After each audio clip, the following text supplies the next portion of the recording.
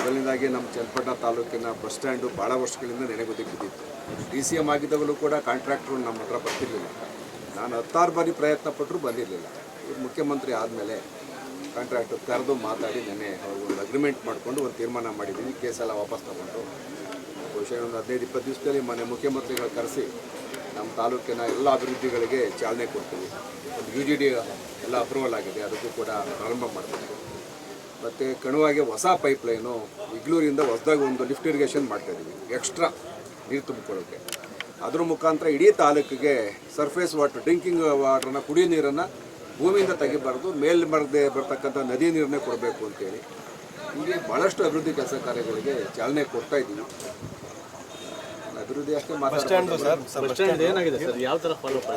ಈ bus stand contractor case ಹಾಕ್ಕೊಂಡಿದ್ರು. ಒಂದಲ್ಲ ಎರಡಲ್ಲ 2-3 ಕೋರ್ಟಲ್ಲಿ ಕೇಸ್ ಹಾಕ್ಕೊಂಡಿದ್ರು.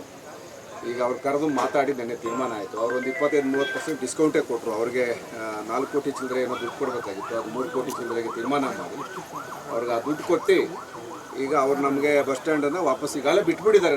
ನಮ್ಮ ಇದಕ್ಕೆ ಬಿಟ್ಟಿದ್ದಾರೆ. ಅವ್ರಿಗೆ ದುಡ್ಡು ಕೊಟ್ಟು BMRDಯಿಂದ ದುಡ್ಡು ಕೊಟ್ಟು ಅವರು ಅದು ಖಾಸಗಿಯವರು ಹಾಕ್ಕೊಂಡಿದ್ರು. ಅದು ನೆಕ್ಸ್ಟ್ ಟ್ಯಾಕಲ್ ಮಾಡ್ತೀವಿ. ಅದು ಸೇರ್ತೀವಿ ಗುರು. ಅವ್ರು ಯಾರೋ ನನಗಿರೋ ಮಾಹಿತಿ ಪ್ರಕಾರ ಅದು ಬೋಗಸ್ ದಾಖಲೆ, ನಿಜವಾದಂಥ ದಾಖಲೆ ಯಾವುದೂ ಇಲ್ಲ. ಯಾಕೆಂದರೆ ಬಸ್ ಸ್ಟ್ಯಾಂಡೇ ಅದು ಒಟ್ಟೆ ಒಗ್ಗಟ್ಟಾಗಿ ಅದು ಬಸ್ ಸ್ಟ್ಯಾಂಡ್ ಜಾಗನೇ. ಯಾರೋ ಬೋಗಸ್ ದಾಖಲೆ ಮಾಡ್ಕೊಂಡಿರ್ಬೋದು, ಅದು ನ್ಯಾಯಾಲಯದಲ್ಲಿದೆ, ಅದನ್ನು ಟ್ಯಾಕಲ್ ಮಾಡ್ತೀವಿ ಸರಿ. ಮತ್ತೆ ಅದೇನು ಜಾಸ್ತಿ ಆಗುತ್ತೋ ಅನುದಾನ ಅಥವಾ ಅದರಲ್ಲೇ ಮಾಡ್ತೀವಿ ಸರ್? ಇಲ್ಲ, ಬಸ್ ಸ್ಟ್ಯಾಂಡ್ ಈಗೆಲ್ಲ ಮಾಡಿಫೈ ಮಾಡ್ತಾ ಇದೀವಿ. ಹೊಸ ಪ್ಲ್ಯಾನು, ಹೊಸ ಎಸ್ಟಿಮೇಟು, ಇವತ್ತಿನ SR ರೇಟ್ಗೆ. ಬಟ್ ನಮಗೆ ಇದೆ ಒಂದು 8-10 ಕ್ರೋರ್ ಕಟ್ಟಬೇಕು ಅಂತಿದೆ.